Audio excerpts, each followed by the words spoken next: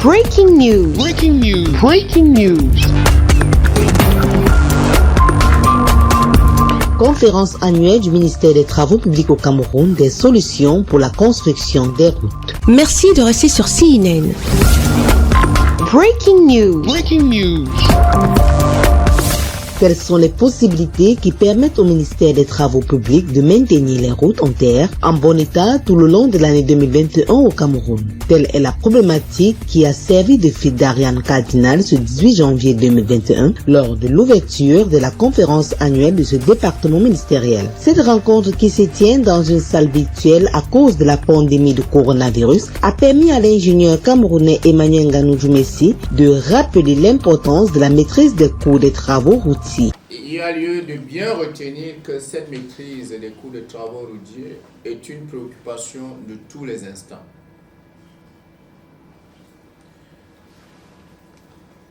Deux ou trois choses doivent nous guider dans cela. D'abord, le choix des options techniques. Le choix des options techniques. Je prends l'exemple d'une autoroute. Nous, au Cameroun, nous avons choisi, si je prends l'autoroute Yaoundé-Douala dans sa phase numéro 1, l'option technique retenue, c'est une autoroute de deux voies extensibles à 3. Donc 2 fois 3 voies, étant donné que la plateforme est déjà faite pour accueillir 3 fois 2 voies. Donc, 1 voie, 2 voies, 3 voies, aller et retour. Nous avons également choisi pour notre autoroute une vitesse de référence de 110 km à l'heure, ce qui engendre un peu plus de terrassement parce que l'axe, le linéaire, doit être plus redressé. Et nous avons donc une plateforme plus grande, 33, un peu plus de 33 mètres. Nous avons aussi choisi sur nos autoroutes, du moins toujours l'exemple de Yaoundé-Douala, dans sa phase 1, il y a un certain nombre d'équipements de fonctionnalités qui vont au-delà de l'essentiel.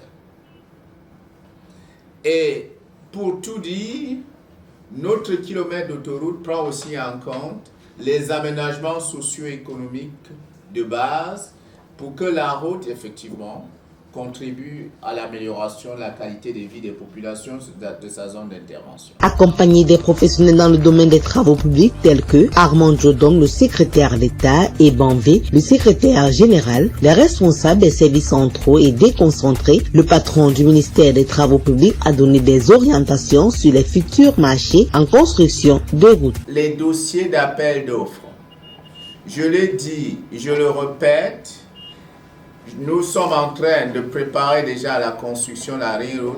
J'ai dit qu'aucun linéaire, aucun segment de route à attribuer ne doit aller au-delà de 40 km. J'ai même parlé de 35 km. Toutes ces entreprises, c'est 35 km de route.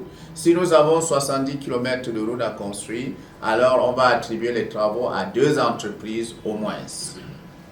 Donc, il est hors de question de trouver une seule entreprise désormais sur un linéaire de 50, voire 100 parfois. Non.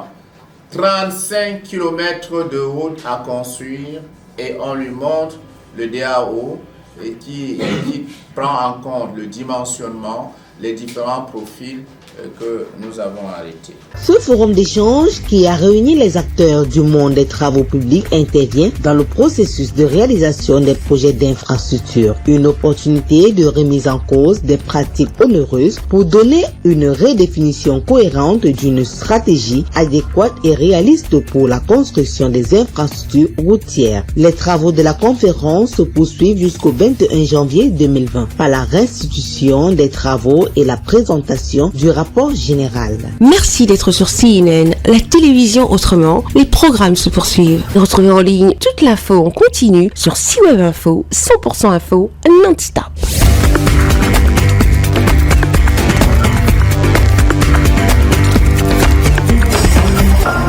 Breaking news. Sur CNN.